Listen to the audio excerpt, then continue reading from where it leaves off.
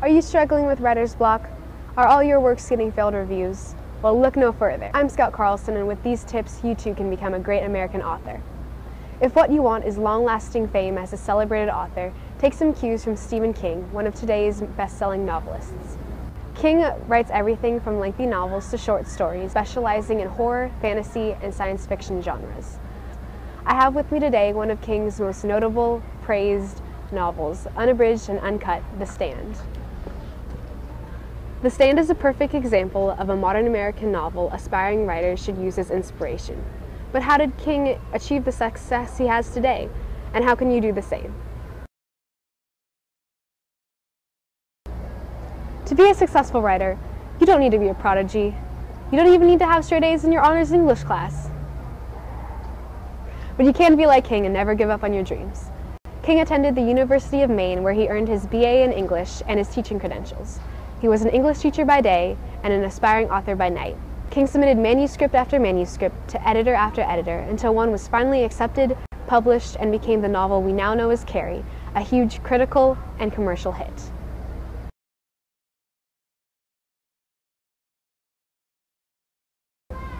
Though it is not necessarily required to have any certain event happen in your life, many widely prosperous authors build their works around events that have happened in the past and greatly affected them. For example, King was raised by a single mother and had to move around a lot throughout his childhood.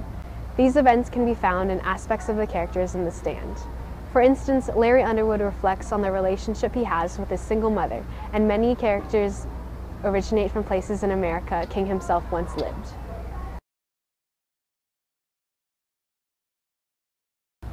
You absolutely do not need to feel like you have no hope as an author if your first few works don't receive the kind of notoriety you desire.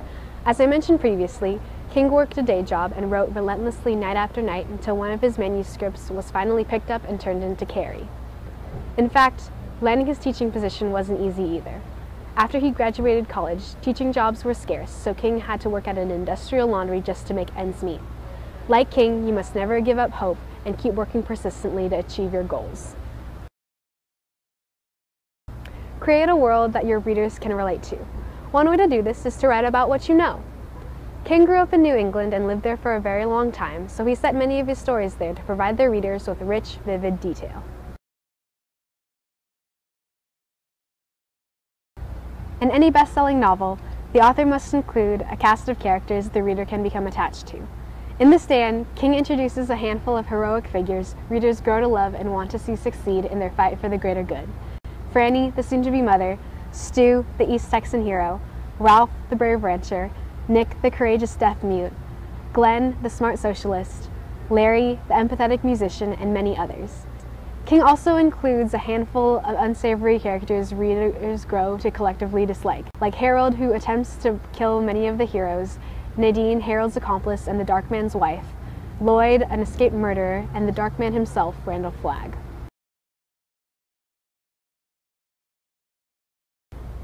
If you want to emulate King, you should weave many important characters into an intricate but understandable plot. You should include a long, detailed exposition that explains each character's lifestyle and personality, then carry it on for each character until they all eventually meet each other. To prevent the exposition from becoming monotonous, it is a good idea to include small bursts of action here and there that foreshadow future events. You must build up the rising action through a journey to a battle between good and evil, climax at the battle, and then incorporate a long sequence of falling action that eventually leads to a peaceful resolution.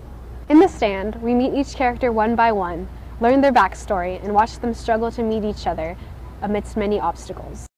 They meet in Boulder, Colorado to start rebuilding society, then travel to Las Vegas to take their stand against evil, and finally the survivors journey home to continue rebuilding society. This plot can be as long as you need it to be to include enriching detail. In fact, the original Stand is over 1,100 pages. In addition, if you want your novel to be read for years and years to come, you must encapsulate compelling themes that shed insight on American culture.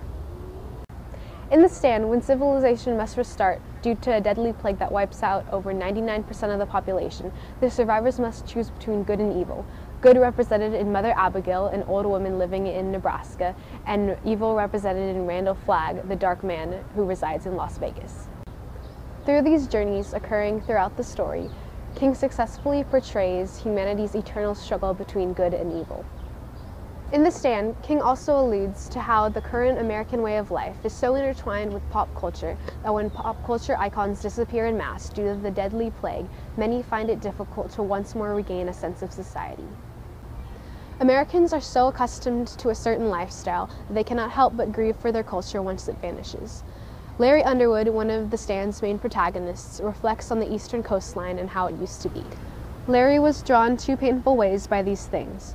Part of him clamored at their sad and blatant ugliness, and at the ugliness of the mines that had turned the section of a magnificent savage coastline into one long highway amusement park for families and station wagons.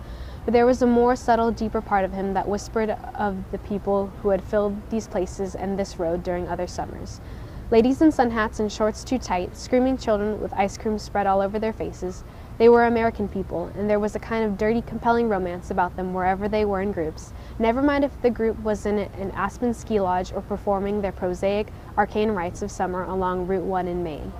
And now all these Americans were gone. In this passage, Larry begins by criticizing American culture, but then realizes how much he misses how things used to be. Much like how many Americans today sneer at and are ashamed of American society, but would grieve its loss if one day this lifestyle disappeared. Undiscovered authors should strive for passages like this in order to unearth human tendencies that may otherwise go unnoticed and to speak to their potential readers.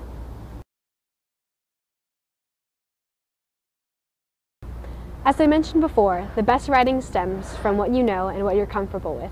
But if you aim to emulate King, write as realistically as possible, aside from a few elements of fantasy. Feel free to include foreshadowing devices and great detail to bring your works to life. In all, if your writing relates to your readers, encompasses profound themes and compelling characters, and can be understood and appreciated by vast audiences, you too can be celebrated and praised like Stephen King. And no matter what, keep doing what you love and never give up. Good luck and happy writing. If what you want is long-lasting fame,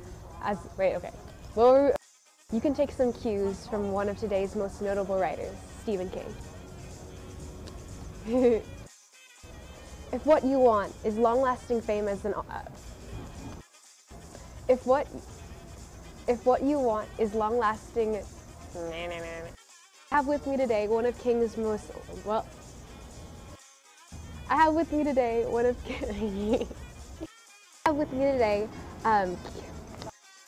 to be a successful writer, you don't need to be a prodigy. You don't need to. King was a high school English teacher by day, and in fact, you don't even need to have straight A's in your honors English class. What you do?